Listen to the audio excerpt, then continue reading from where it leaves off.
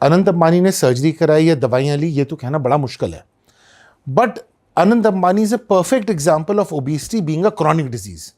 अनंत अंबानी ने जो भी ट्रीटमेंट लिया उससे वो अडेयर करा, उन्होंने उससे स्टिक करा, तो उनका 2 साल तक वेट कम रहा और फिर उन्होंने फॉलो अप बंद कर दिया, उसके साथ एंगेजमेंट बंद कर दिया, उनका वेट रीगेन हो गया। That is how powerful obesity is. Obesity एक क्रॉनिक डिजीज है and Anant Ambani is the best example of it. No matter what treatment you have, unless you maintain engagement, अगर आप अपने डॉक्टर के पास रेगुलरली नहीं जा रहे हैं, उनकी एडवाइस को रेगुलरली नहीं मान रहे हैं, तो आपका वेट लॉस नहीं मेंटेन रह पाएगा। सर थोड़ा कंट्रोवर्शियल क्वेश्चन पूछ रहा हूँ आपके प्रोफेशन के हिसाब से। जैसा कि हम देख रहे हैं आजकल, आज से 10 साल पहले जैसे हम बात कर रहे थे, तो एक इंडस्ट्री एग्जिस्ट ही नहीं करती थी जैसे सोशल मीडिया इंडस्ट्री, और एक इंडस्ट्री एग्जिस्ट नहीं करती जैसे IVF। इतना हम सुनते नहीं थे कॉमनली, हेयर ट्रांसप्लांट, IVF, ये वेट लॉस वाली चीज़ें भी, ड्रग्स भी अब आ रहे हैं ट्रेंड में। तो ऐसा कहा जाता है, सिंस थोड़ा कनेक्ट कर रहा हूँ, जैसे हम एप्स्टीन फाइल्स हमने देखी तो पैंडेमिक प्लान्ड था, तो ऐसा कह रहे हैं कि मेडिकल इंडस्ट्री भी नई नई चीज़ें लोगों पे डाल रही है, प्रॉब्लम्स आ रही है ताकि लोग इसको अडेप्ट करें नई नई चीज़ों को।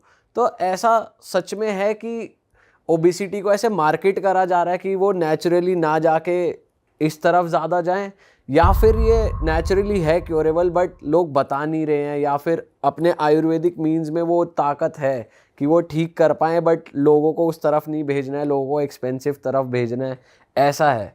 मतलब क्योंकि चीज़ों को पैकेज करने की बात होती है सारी।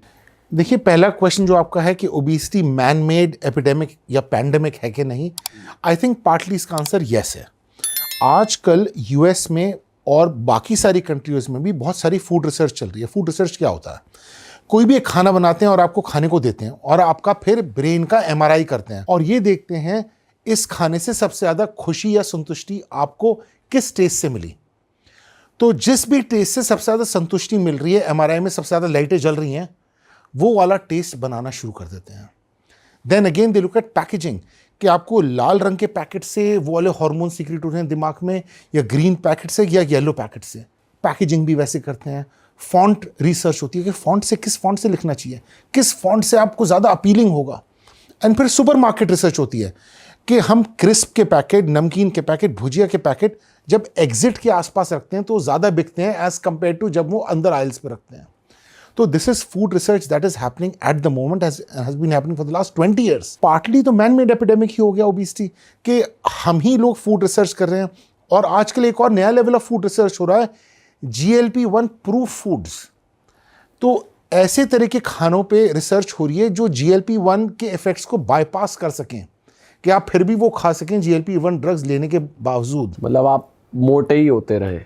करेक्ट। ये ड्रग्स उसे रोक ही ना पाए। यस। तो आजकल GLP-1 प्रूफ फूड्स पे रिसर्च चल रही है कि हम GLP-1 के इफेक्ट्स की बात, बिकॉज UK से अभी रिसर्च आई थी जिसने बताया कि the sale of fast foods has gone down in the UK ever since GLP-1 drugs have come in. जब से GLP-1 ड्रग्स आए हैं, फास्ट फूड की सेल इंग्लैंड में कम हो गई है, UK में कम हो गई है। ये रिसर्च ऑलरेडी आ चुकी है।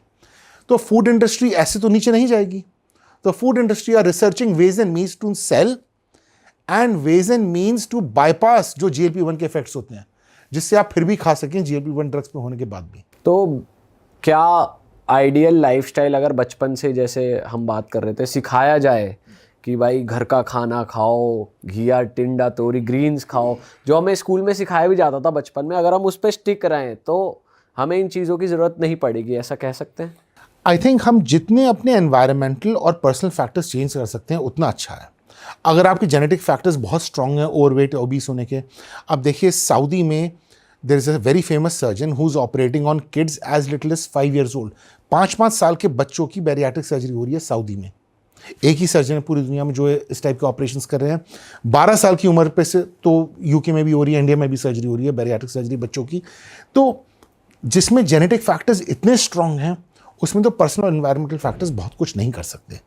बट जहाँ genetics is not as strong to be overweight, वहाँ पर अगर शुरू से आप पर्सनल फैक्टर्स बेटर रखेंगे तो शायद उतनी ओबेसिटी ना हो जितनी होने वाली थी।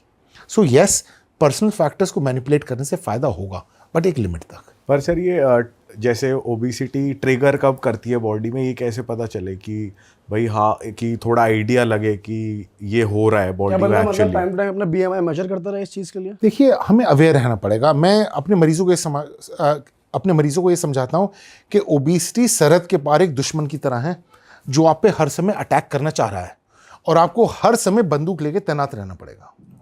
आप किसी भी दिन अपने गार्ड्स डाउन करेंगे तो आप पे वो अटैक कर देगा और आप मोटे होने शुरू हो जाएंगे। So you have to keep your guards up. It is a chronic disease. तो जब भी आप खाना खाते हैं, इसको हम माइंडफुल ईटिंग कहते हैं कि आपके खाने की प्लेट पे क्या रखा हुआ है उसको आप नोट करें। आप ग्रीन्स पे ज़्यादा ध्यान दें, आप सैलड्स पे ज़्यादा ध्यान दें, आप प्रोटीन्स पे ज़्यादा ध्यान दें और कार्ब जैसे रोटी हो गया, चावल हो गया, मिठाई, इस पर कम ध्यान दें। तो अगर हम अच्छी आदतें बनाएंगे तो हमारे लिए वेट मेंटेन करना आसान हो जाएगा। And even if need pharmacotherapy, मतलब ड्रग्स या सर्जरी की जरूरत पड़ती है, तो भी ये आदतें तो चेंज करनी ही पड़ेंगी। As we said, you can not outrun a bad diet no matter what treatment you do. अगर आप खराब चीज़ खा रहे हैं, you can not outrun that. Sir आप उनको क्या टिप्स दोगे जो 9 to 5 जॉब कर रहे हैं, वो मेहनत भी कर रहे हैं, चलो हफ्तों में 4 दिन जिम भी जा रहे हैं, बट फिर भी वेट लॉस नहीं हो रहा है बिकॉज उनकी बैठने वाली जॉब है, फैट मतलब बढ़े ही जा रहा है? देखिए, इसके लिए वर्क प्लेस एडजस्टमेंट्स बहुत ज़रूरी हैं। मैंने कुछ फ्यूचरिस्टिक ऑफिसेज में देखा है कि स्टैंडिंग टेबल्स बन गई हैं या tables that can be adjusted to sitting और स्टैंडिंग पोजीशन। खड़े होकर काम करें, you burn more energy when you standing up. बहुत सारे ऑफिसेज में ट्रेडमिल्स आ गए हैं लैपटॉप्स के साथ। इंग्लैंड में तो मैं देख रहा हूँ ये लैपटॉप पे काम कर रहे हैं, ट्रेडमिल पे चल रहे हैं।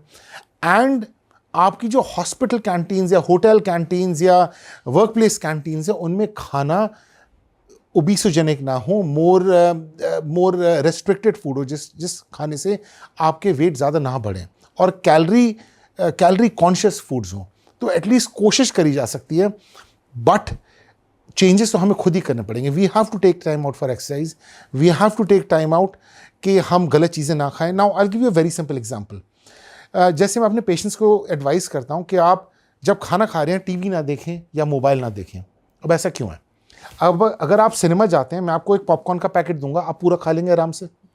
बट अगर मैं आपको एक बंद कमरे में बिठा दूं और पॉपकॉर्न का पैकेट दे दूंगा, टीवी ऑफ कर दूं, आप खा लोगे क्या? नहीं खा सकते। इसका मतलब क्या है? जब हम टीवी देख रहे होते हैं तो हम खाते रहते हैं और हमें सटाइटी नहीं होती है, पेट नहीं भरता है, बिकॉज हमारा दिमाग टीवी देखने में लगा हुआ होता है। तो when I talk to my patients, I advise them कि आप खाना खाते हुए टीवी नहीं देखेंगे और मोबाइल नहीं देखेंगे, पहली चीज़। और आप रूल ऑफ 20s फॉलो करेंगे। रूल ऑफ 20 क्या होता है कि आपके खाने का गस्सा 20 पैसे के सिक्के जितना बड़ा होना चाहिए, उसको आपको 20 बार चबाना है और सटकने के बाद आपको 20 सेकंड रुकना है और आपको खाने में कम से कम 20 मिनट लगाने हैं। This is known as rule of 20s। इसका लॉजिक क्या है? जब आप एक छोटा बाइट लेते हैं और इससे 20 बार चबाते हैं तो टाइम लगता है, तो आपके ब्रेन को पता चलता है कि आप खाना खा रहे हैं, और जब आप 20 सेकंड रुकते हैं तो खाना नीचे चला आता है। The most important fact is कि आपके ब्रेन को आप खाना खा रहे हैं 20 मिनट बाद पता चलता है। तो अगर आप अपना पूरा खाना 5 मिनट में ख़त्म कर देंगे तो आपके ब्रेन को पता कैसे चलेगा? आपको कम से कम 20 मिनट लग जाते हैं आपके ब्रेन को बताने के लिए कि आप खाना खा रहे हैं। तो अगर आप 5 मिनट में खाना खत्म करेंगे तो बिल्कुल पता नहीं चलने वाला है। तो रूल ऑफ 20s अगर आप फॉलो करेंगे तो बेटर रहेगा। स्लो खाना खाएं, धीरे धीरे खाना खाएं, और खाने से 20 मिनट पहले और आप 20 मिनट बाद तक पानी ना पिएं। सर बहुत सारे हमारे देसी डाइट में ना बटर मिल्क साथ में चलता है खाने के, तो वो कितना सही है? अगर आप साथ में कोई बटर मिल्क या नींबू पानी ऐसी कोई चीज़ ले रहे हैं तो वो साथ साथ लेनी चाहिए, तुरंत बाद लेनी चाहिए, पहले लेनी चाहिए? देखिए, खाने के साथ कोई लिक्विड्स नहीं होने चाहिए। अगर आप ड्राई खाना खाएंगे वो पेट में ज़्यादा देर तक रहेगा और ज़्यादा देर तक सटाइटी करेगा। अगर आप खाने के साथ लिक्विड्स ले लेंगे तो एक सॉफ्ट सा प्यूरी सा बन जाएगा जो आपके पेट से बाहर निकल जाएगा। पेट से जैसे ही बाहर निकल जाएगा आप में सटाइटी नहीं रहेगी, आपको दोबारा भूख लगनी शुरू हो जाएगी। तो हमें ड्राई खाना खाना चाहिए और खाने के साथ कोई भी लिक्विड्स नहीं लेनी चाहिए 20 मिनट पहले, 20 मिनट बाद तक आइडियली। आपको याद होगा बड़े बूढ़े कहते थे कि भाई खाने के साथ पानी मत पियो, इसीलिए कहते थे। और टाइम का भी मैं आपको एग्जाम्पल देता हूँ। लेकिन सर बड़े बूढ़े ये भी कहते थे कि साथ साथ लस्सी चलने दो, वो तो चलती आ रही है। उनकी कुछ बातें सही थी, मैं तो कहूँगा चलो सारी बातें सही थी, बट बड़े बूढ़ों के टाइम पे एनर्जी एक्सपेंडिचर भी तो लस्सी वाला था। मेहनत बहुत ज़्यादा, मेहनत भी तो करते थे। जब सुबह सुबह उनको काम पे जाना होता था तो 6-7 किलोमीटर पैदल चलते थे और फिर 6-7 किलोमीटर पैदल चल के घर आते थे और काम भी इतना ही करते थे, तो लस्सी चलेगी। बट आप गाड़ी में काम पे जा रहे हैं और गाड़ी में आ रहे हैं और एसी चला हुआ है, पसीने आ नहीं रहे हैं, तो लस्सी कैसे चलेगी साथ में? कई लोग तो कोक आ गई है आजकल, कोक या सोडा ले लेते हैं किसी भी तरीके का खाने के साथ, वो कितना खतरनाक है? कोक इज अरे वाह, आपने ये वीडियो यहाँ तक देख ली भाई, तुमने हमारी मेहनत सफल कर दिया। तुम ही लोग हो असली रियल हिट। और अगर आपको बहुत मजा आ रहा है ऐसी क्लिप्स में, ऐसी वीडियोस में, तो फटाफट जाइए प्लेलिस्ट पे, बिंज वॉच कीजिए, सारी वीडियोस देख डालो और मौज काटो। दैट इज इट। हम मिलेंगे नए पॉडकास्ट में, नए क्लिप में। Till then bye bye, see you, take care, do subscribe.